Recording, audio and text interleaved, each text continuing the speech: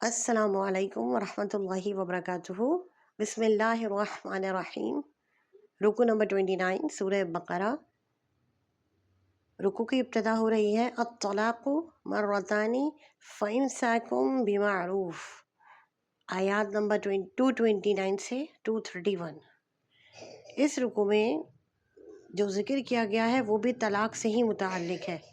بتایا گیا کہ طلاق 2 مرتبہ ہے، اس میں رجوع بھی کیا جا سکتا ہے، البتہ تیسری طلاق کے بعد رجوع ممکن نہیں ہے۔ پھر 2 مرتبہ طلاق کے بعد 2 اختیار ہیں، چاہے تو رجوع کر کے بیوی کو قاعدے کے مطابق اپنے پاس ہی رکھ لے، یا چاہے تو رجوع نہ کرے اور عدت پوری ہونے دے اور اچھے طریقے سے اس کو چھوڑ دے۔ دونوں صورتوں میں حسن سلوک لازمی ہے۔ روکنے یا چھوڑنے میں عورت کو نقصان پہنچانے کی نیت بالکل نہیں ہونی چاہیے۔ شوہر کے لیے یہ بات حلال نہیں کہ طلاق کے وقت بیوی سے کچھ بھی واپس لے، یعنی شوہر کے لیے مہر کی واپسی کا مطالبہ کرنا جائز نہیں ہے۔ البتہ بیوی شوہر کا دیا ہوا مہر یا اس کا کچھ حصہ واپس کر کے خلا کا مطالبہ کر سکتی ہے، یعنی عورت شوہر کو کچھ دے کر اپنی جان چھڑوا لے، لیکن واضح رہے کہ خلا میں شوہر بیوی دونوں کی رضامندی ضروری ہے۔ ان احکام کے درمیان یہ بھی بتا دیا گیا کہ یہ سب احکام خدائی ضابطے ہیں، تم ان سے باہر نہ نکلنا، اور جو شخص خدائی ضابطوں کو توڑ کر باہر نکل جائے تو ایسے لوگ اپنے ہی نقصان کرنے والے ہیں۔ طلاق کی شرط کے ساتھ حلالہ کی غرض سے نکاح کرنا مکروہ تحریمی ہے۔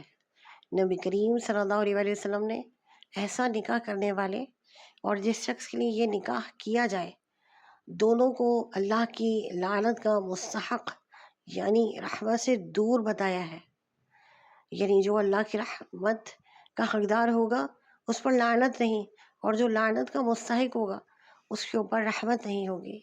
شریعت نے مرد کو 3 طلاقوں کا حق دیا تو ہے، مگر بوقت ضرورت وہ اپنے حق کو استعمال کرے تو ٹھیک ہے، لیکن اگر ایسا نہ کرے اور اکٹھی 3 طلاقیں دینے کے بعد میں پچھتائے تو اس کو یہ اس صورت میں سخت سزا دی گئی کہ یہ سچویشن سامنے آئے گی کہ وہ عورت اب اس کے نکاح میں نہیں آ سکتی جب تک کہ وہ کسی اور سے نکاح کرے، حتیٰ کہ وہ شخص مر جائے یا اسے طلاق دے دے، اور یہ طلاق طے شدہ طلاق نہیں ہونی چاہیے۔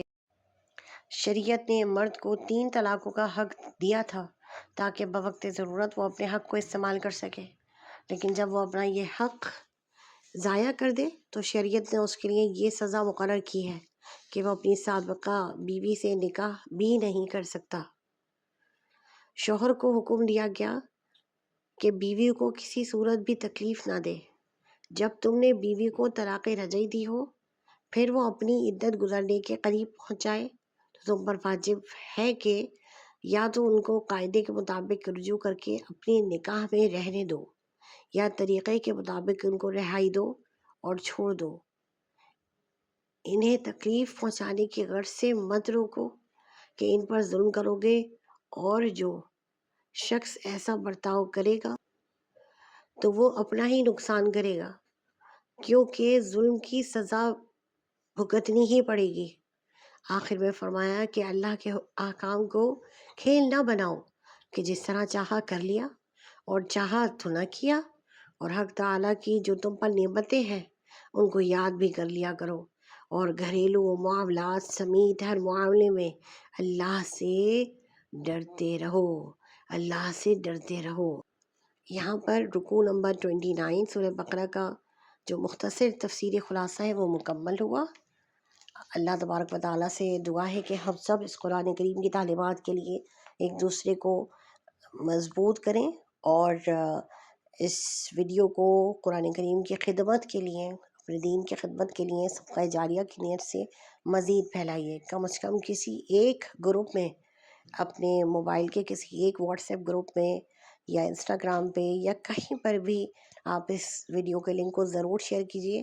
شاید کوئی ایک بھی اگر نیکی کی بات سن لیتا ہے اور اس پر عمل کرنا شروع کر دیتا ہے اور قرآن و سنت کے قریب ہو جاتا ہے اور قرآن کریم کا مختصر تفسیری خلاصہ سماعت کر لیتا ہے تو کیا خبر یہ ہمارے لیے توشہ آخرت بن جائے۔